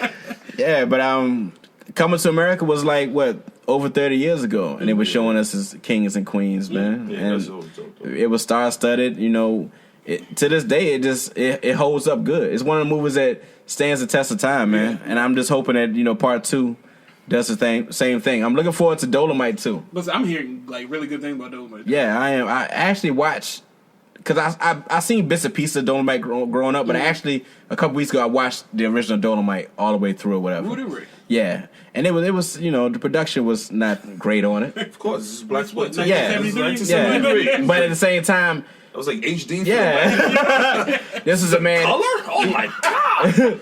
he had a vision, man, and he made it happen. Yeah. And he paved the way for, like you said, your Eddies and a lot of your comedians today. I had an idea today. How do y'all feel about this? I feel as if this is the perfect time for Kevin Hart to do a Sammy Davis movie. There's nobody else who could be Sammy Davis but him. Eddie Griffin. I was gonna go with Eddie Griffin. You think Eddie would be? Have you seen Eddie Griffin do Sammy? But Eddie's like he's older. He's older now. Have you seen Eddie Griffin? But Kevin Hart is at the perfect age right now. Kevin Hart can't even walk right now. He can't do no movie right now. The views of Robert do not represent Snuff Magee and Friends. Kevin Hart, I love you, man. No, don't clean it up. Get well soon. Get well soon. No, I look at it like this. You got people who have literally been doing Sammy Davis Jr. forever. Mm-hmm. Eddie Griffin has always incorporated Sammy Davis Jr. in all of his stand-up. And he's on point. He's perfect. What does Kevin Hart do to other people? Well, I mean, okay, my thing. Why you trying to get at Kevin Hart? You feel bad for him? No, wait a minute. No, how y'all let that one rock? What? Y'all You appreciate that? You appreciate You hear what he just said? I appreciate that. What did he say? He just said, yo. He never seen Kevin Hart do other people except for that video that just dropped. Y'all ain't say nothing. Yeah, I appreciate Kevin, that wasn't me, man. that. Kevin, that was not me. That was quality content. Actually, he liked it because there was no disclaimer. It was no disclaimer. Yeah, he liked it. You know why he liked it? Because that was quality comedy. That was quality. That was fantastic. That was fantastic. I'm gonna take that. That was fantastic. That was definitely dope. All right. I'm sorry I didn't catch that, man. It's good stuff, brother. Mm-hmm. That's why he's here. Once again, the views and the comments. But my thing is, I think I'm a big Sammy fan, man. I think he's definitely, man, the most underrated. He is a true entertainer. The man did it all. Just watch Eddie Griffin do it, man. I just want a movie just off of Sammy. I think he deserves that. Are they still making that Richard Pryor movie? That's been probably doing that for 5 years. Mike Epps gonna be 70 before he do that movie, man. It was Mike Epps, Marlon Wayans, and McKinnon. Yeah, and Eddie was supposed to be in that movie as well, and Oprah. Oprah was supposed to be his He's not gonna watch it now. Don't be garbage. But you know who was behind it, which I wasn't. I think Lee Daniels was behind it. That's why Oprah was gonna be in it. Yeah. Well, as long as he we don't we're trying to keep it PC. Exactly. So he on here. Robert's in the building. Did he give Dame his money yet? I just asked him a question. He did actually. He gave him his $2 million. Dame actually said he gave him his money. Dame was stressed for money at that point. He wanted that $2 million back. But I mean, it's only right though. I think $2 million I think Dame man. gets a bad deal, man, because Dame was like, before Jay-Z blew up, Dame was that dude, man, and Dame didn't, everything went through him, and he was a strong black man. And Dame was from Harlem, and he went against his own people and did something. Yeah, so I think that Dame looked out for a lot of people, and people they crapping on him right now. And I'm not disagreeing, because that's actually traditionally the story that we get in New York, that Dame did look out for a lot of people. But you also got to make sure you remember he made a lot of enemies too, especially in the industry, man. And I'm not saying that you got to be friends with everybody, man, but you got to make sure you do maintain some positive relationships, man. You can't kill everybody. You can't go off on everybody. Everything. Right now, I literally 3 o'clock in the morning the other night, I was watching the Hard Knock Life tour. Why are you always up at these hours? I thought you were gonna say BET Uncut, but I ain't. It's 3 in the morning. Is that still on TV? That still got that? I might have to stream that. I don't have no reason to be up at 3 o'clock no more. No more tip drill. I don't sleep. I'm sorry, Shaquana. My bad.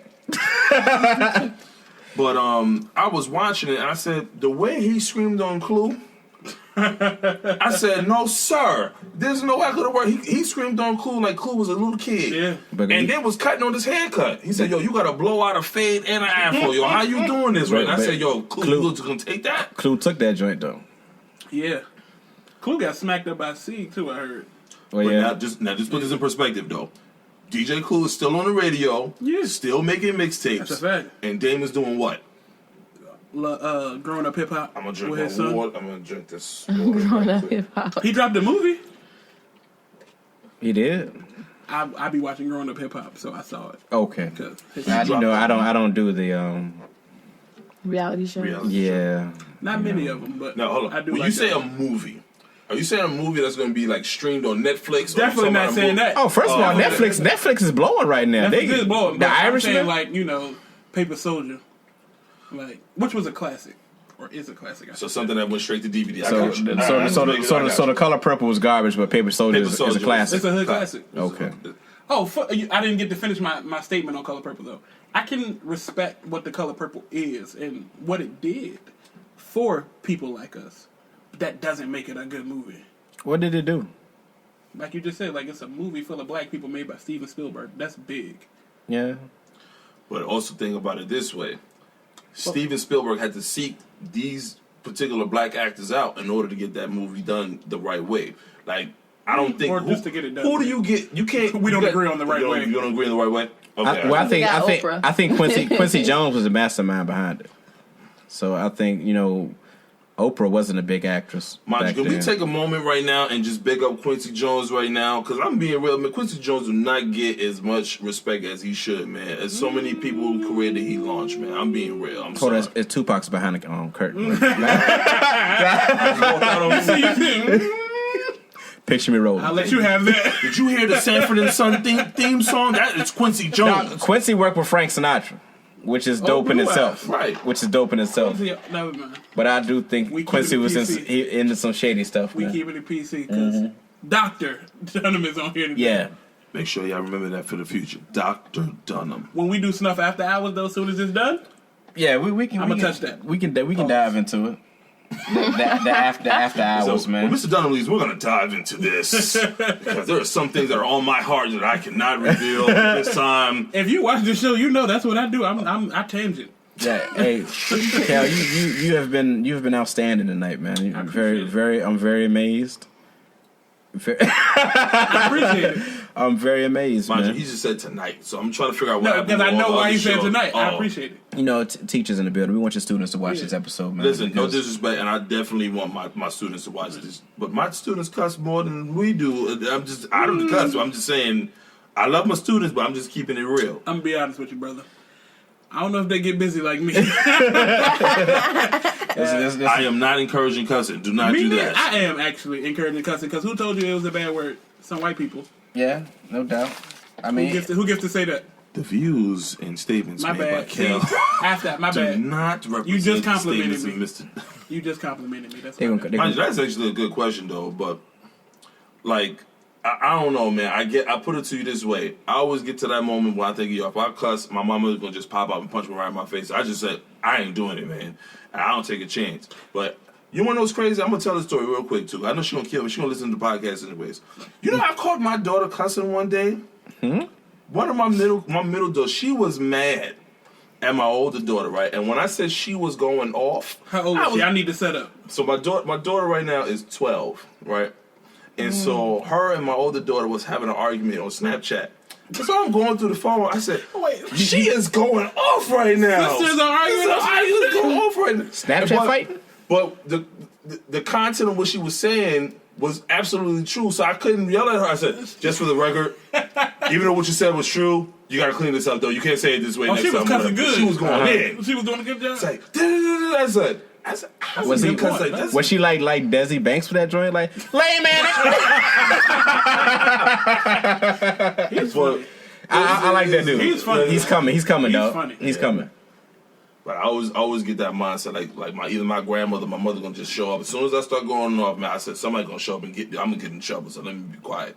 But that's a good point, man. Who actually said these are cuss words and you better not say them ever? We just have accepted truths. Yeah, that's like my daughter. First time I heard her curse, we was on a roller coaster. We was on the drop zone. Oh man, you gotta let her pass. Yeah, you she was like, and she was like, "Oh shit! Oh, I'm sorry, Daddy." And I was like, I was shook too. So I was like, "Hey, look." I was thanking it. Go ahead. Yeah, That first moment you hear your call, you was like, "What you said?" Nah, I was glad we was down. So I wasn't thinking about cursing or nothing. I was like, shit, look, man. The F word was the first cuss word I ever got caught saying, so I started off bad. For real. And it was literally just because my grandma didn't answer the phone. See, I couldn't take those chances as a kid because you try to cuss in your head and your mama read your language. What you just said? I didn't say nothing. But you did one of these, so I saw you. We used to push it though, cause remember Golly? Yeah. Or dang, we would do dang, but we were stressing. We were like, man, dang, man. I mean, my cousin. That's a little too close. Yeah. Cabbage. Yeah, we used to push it, man, and they'll let us slide, but every once in a while they had to check us or My mama whatever. still slap me to this day. I be trying my best, but I slip up every once in a while, and a shoe would just come flying at me. My bad, my God. I got. I'm talking to my child. I got a 5-year-old, so we're doing everything we can right now to kind of clean it up because she already kind of cussed a couple times, but she got it from TV. So a couple of times I done hit my toe, and I was like, "Oh, sugar!" Man, like you got to use those clean words, and I'm like, "Yo, sugar does not give you the same. It don't feel the same, man." Like after I say sugar, this still hurts. So you can't be watching Power with the kids, man. Mind you, I do not watch it. What? Like at all? I do not. I don't watch Power either. I do not. Hey, and that's the end of Irrelevance in the Dungeon. I'm gonna go ahead and end the episode. I mean, if you said, have you seen The Wire? I've definitely watched The Wire. Okay, and so I know. Hold on, no, that's not good enough. I've definitely watched. I know. I was expecting. That's my show. Let me clean it up. All right. Granted, he's from New York, so I give him a I've slight watched The Wire. I've watched a lot of the episodes on The Wire, but not being funny.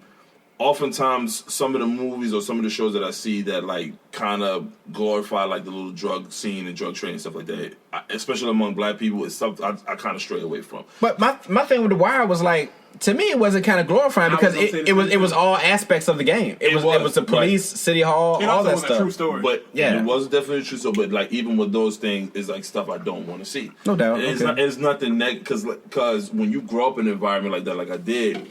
I've seen that stuff all the time, so of course that's not something I necessarily want to say. Hey, this we're gonna watch every week. Keep indulging in. I got you. Right. Yeah, so like more so. I feel you in that, but at the same time, when you got shows like The Sopranos and with crime like that, I mean, it's like they consider those masterpieces. But see, they try to like your Goodfellas and things like that. Yeah, I get for whatever reason, they try to isolate street.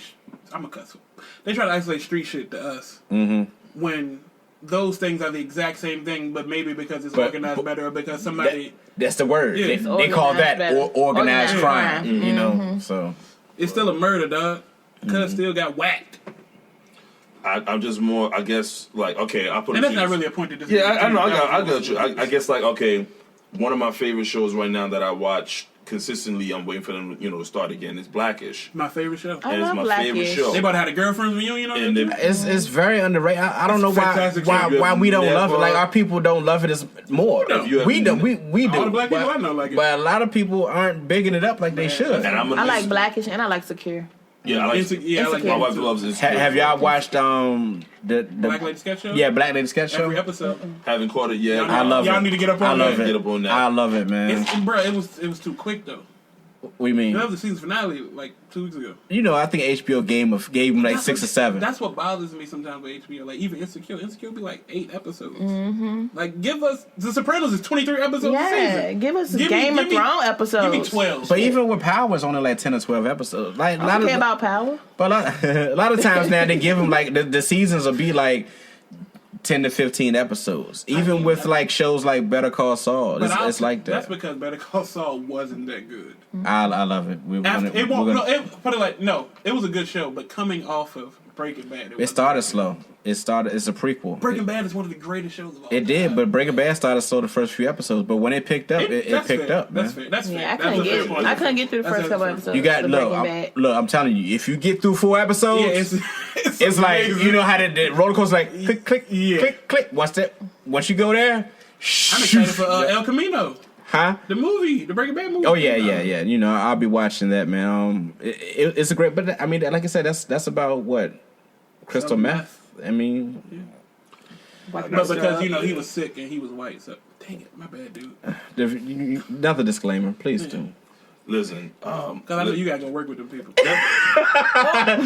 Just double up on it, please. Okay, once again, just know that the comments made by Kel do not reflect. No, I'm gonna be real.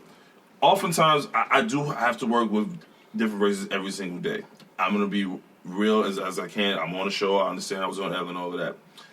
oftentimes there are some people that I will encounter that I just be like, yo, man, I don't know what the deal is sometimes with just some of them. But what I've learned is, and it's an old saying, to not judge books by their cover, man. I judge people based on the merits of their character and how you treat me. Definitely. You treat me crazy, then I know I can't deal with you. So oftentimes I think because, especially, the climate in the country right now, and everything's so, divisive right now, we kind of run into people and immediately think, oh, these people, I'm not full of, but like, after you get around some of them, these are some really nice, decent folk, man, trying to do the same thing. Now, of course, they may live in different areas and maybe have a little bit, more affluency, but stuff like that. But I think that is a real focus that we need to do. Like, oftentimes, you start hanging out with people from different cultures and stuff like that, or especially like me being from Brooklyn. In the block that we lived in, we had so many different cultures. You had to interact with people. You had No doubt. people that were Hispanic. You had people that were Indian. You had people that were from, were Muslim. And you had to kind of, merge the cultures a little bit and get to know everybody. So I get it. Sometimes because of the stuff that's going on, we got to say, yeah, I got to work with these people. Yeah, but these people they're not all the way that we think sometimes. And that's just a bias that often is just kind of, like we've embraced it because it's something that we've kind of been put as programmed. Yeah. We talk about being programmed about certain things. We're programmed to say, oh, these type of people are something we cannot, deal with, or these type of people are something we can't connect to. But when you start meeting certain people, matter of fact, I'll give you a prime example. My wife and I went to a concert a couple of years ago in Henrico, and they had this thing, I think it's called Innsbruck After Dark. Yeah. And my friend, he set up the tickets for us, and we had like kind of like almost front row seats or whatever. It rained that day. We didn't even know it rained, right? And when we came in, there was a couple there. There was a white couple there, and they literally said, hey, don't sit there. It's wet. And so often you would say, well, that's like a small thing, but it's like they thought more of us to say, hey, you, don't sit there because you're going to get wet. And the next thing you know, we're sitting down and we're having like this crazy conversation. He says, man, oh, that's your friend that's playing the bass. And then we connected on a different level. So what I advise everybody to do, man, you better go start saying hi to some people and figuring some stuff out, because you may never know how much you have in common with just other different people, man. I like diversity, man. I like the fact that, I can be here with my people and we can have these conversations. But I like the fact that, I feel as if I could talk to anybody. Right. And I like that. And like you say, it's like different people everywhere. Like even with Brooklyn, you got yourself, you got your Biggies, you got your I think Woody Allen, people like that from Brooklyn, and you got your Tekashi 6ix9ine. So all of that you have to hold, all of that stuff, man. Y'all got to hold like those. The views and comments made by Tekashi 6ix9ine does not reflect everybody from Brooklyn. But it's Brooklyn. I think his comments do reflect everybody. Yeah, it's Brooklyn. He told on everybody in Brooklyn. Just remember, Bernie Sanders is from Brooklyn, so he's not from real Brooklyn. He's from like Captain America Brooklyn. Like, yo, Irrelevance in the Dungeon, man. Shout outs, Kel. Yo, as usual, man. Shout out to the gang. Shout out to my family. Shout out to my boy Tone. Love you all, man. Shout out to everybody on this show. Shout out to Mr. Dunham, man. He's doing positive, great things in the community, and that is to be respected. I know we told a lot of jokes. We had a lot of fun, but I do want to say that I have the utmost respect for this gentleman here and the things that he's doing in our community, and it is inspirational and aspirational. This is your boy, Mr. Dunham, Richmond Public Schools. You guys already know. Shout out to every teacher that comes in every single day, ready and willing to teach our kids, man. Shout out to everybody on this show, man. I appreciate y'all just having me on, man, and thinking of me, during this time, man. You guys are doing an amazing work. I'm happy to be on the show and joke and laugh with y'all. I feel like I'm back on the block in Brooklyn. We were forgetting about Tekashi 6ix9ine at the time, but you gotta own it, though. I'm still, we're gonna own that. We're gonna take that L. Just like Snuff gonna take that L. We're gonna drop 30. 30. But yeah, man, I really truly enjoy being here, man. So definitely you guys keep doing what y'all doing, man. Appreciate you, bro. Shout out once again to Be the Change RVA, man. That's just not my organization, but guess what? That's what you do when you wake up. Be the change, That's man. a fact. No doubt. Thanks. Period. Miss Cake Boss. I ain't really got much to say, but holla at your girl. Tell her what. What? I need you to plug yourself. No, I don't feel like. No, plug yourself. I don't feel like doing it. Matter of fact, showcase the candy apple she brought tonight. Oh, I did bring candy apples. Cake Boss. Y'all see that? Y'all see that, right? Cake game. It's gonna be foul. Those look like Tekashi colors. Oh, don't start. I mean, you knew Brooklyn was in the building. She knew Brooklyn was in the building, So, right? I mean, Hey, what the Brooklyn green at? one look, the green one is watermelon, and the red one is strawberry, and the bluish color one is Is it grape. straw or is it strawberry? Because I Strawberry. like strawberry. Yeah, strawberry. Yeah, flavor. strawberry tastes But better. I take that watermelon. I'm just hoping, like, so this is mine, so this is for me. Sure. No. You go ahead. Go tuck that. I'm gonna tell I'm you. gonna have to get this back when the camera go off. I'm tugging this because I don't want Snuff to take it and talk about 30. I'm like, yo, wait a minute, what? I mean, you got your You took an Tekashi. L, so you take my candy apple? That's What not color is fair. that? What It's color? like a bluish. Like a Tekashi blue? Is that what it is? No, man, his favorite. No, I hue think is that was Jay-Z red. Blue. I think Mind that's you, red. did you see that Snuff picked up the red one? Red for like stop, Nah, or red Trey. for like take an L, or red for like yo this is not gonna work out, or red because it's just straight wrong. He's a Nantre blood too. Tekashi I told need him. y'all to stop. Look, y'all are Red, really... look, red because my face gonna be bleeding after our ankles get busted. I'm Red because that's all he's gonna be seeing. Red. You do realize, next week we have another guest. Y'all kissing a lot of butt today, man. I just want to let y'all know that. Y'all are really catering. You're really catering the guests. It's less to do with at any time, 30. At any time. At any time, At any... act like We about to you're have a 30. special podcast just for this game. Like you're talking a No, lot no, of shit listen, tonight. listen. Like, for real. Matter of fact, Go ahead. I'm being real now. Listen, if he shows up to my event on October 18th and he drops 30, When I show will up. literally come back to Snuff and McGee and say, yo, Snuff is the greatest basketball player I've ever seen the in my GOAT. life. And I We second all it. gonna say he the GOAT. I will second it. I'm gonna wear a shirt that say he the GOAT. Now, if he take an L, he gotta wear a shirt and say that somebody just dropped 30 on me, and all I got was this T-shirt. What a- And No. we gonna put an L on the back. First of all, being inspired by Robert, if I see somebody out there who I know is a weak link, I'm not going to trying to show up. I'm not going to show Clean it up. up. I'm not going to Clean show it up the up. child. But I'm going for 30. I'm getting older. Snuff is getting older. So, Why are you picking 30? huh? Why don't you pick 7? Because It's more realistic. back in the day, we was at Rockwood, and this dude was like, he was garbage, but he was talking the whole time. And like when he got out the court, he was like, I'm about to drop 30 on y'all mother, and he was just garbage. So just that 30 is like the funniest thing to me. So, No. but I can give you good, What's the date? October October 18th. I got I'm gonna that. have to come out there. I'll be there. Okay. I I'm down. will be there. Well, We all I coming. hope to see all of y'all there. You see that? See how? Look, I'm bringing. This is what His we're doing. failure man. is bringing people Yeah. to your event. My failure is going to help out the kids. Oh, man. so you Works, admit works, that you're gonna fail? No, I'm just saying I'm not going to. Oh, okay. I might get 28. No, you might get no. I might. You get foul? You ain't get 29 off a foul? I mean, I don't want to call foul on the kids. I'm not trying to show. Look, it's an easy. That's a foul, man. That's a foul, That's how man. you know you playing 21, nigga get 16. Hey, foul. Yeah, Foul. man. Hey, look, man. as you get older, you got to get crafty, right? You got to get crafty, Hey, man. Coach Bryant's my favorite player. I know all about that. No doubt, man. I want to thank y'all for coming on the show, man. Like, hopefully it's the first of many. Yeah, like, that's a great episode. open invitation Great to come episode. back. Great episode. We love what you're doing for the kids, man. Definitely. Kel, Yes, sir. the comedy is about to be a go, man. We went to the Funny Bone the other night. I'm mad, Cal, because why y'all ain't take me? It was a no. She gonna It say, was, I'm mad, Kel. How you ain't take me? He took me, literally. I heard about it the next day. Oh, we went to because it's, Y'all got You real. know what happened, Lex? In the car, I was like, yo, you told Lex about this? I had said it. I had said it out loud. yeah, it's about to get official, He man. said that. It's about to get official. You see, you trying to avoid the question. I had said it out That's loud. wow. Hey, look, We a team. no, this we supposed to be a Exactly. team. You know no, what I'm saying? the And fact he that wonder why I like you more. the thing I about know. it is the comedy. I wanted him to see it. Clean it up. It Go ahead. sound, look, first of all, look with the dirty ice. Hey, y'all robbed New Orleans at the show. I just Okay. want to go ahead and say that. Huh? I don't remember what blood name was, but y'all robbed New Orleans. Yeah, they did. Lord. They did. But next month, we'll be there. Now, I don't want to break out on y'all. Y'all know I do, though, because I'm still a dad. So I got to make sure. Huguenot won tonight, too. Shout out to Huguenot, They man. did. They did. They won to get us 3. They 3-0. But, I love you guys, and I definitely got to break out because the next thing you know, I'm going to be in the doghouse because of this guy over here. Well, before you break out, Yes, sir. Yes, sir. if you put 3-0 together, that's 30. Hey, look, this is Irrelevance in the Dungeon, man. I'm Snuff McGee, joined by Kel. Yo, this your man, Mr. Dunham, man. RPS represent.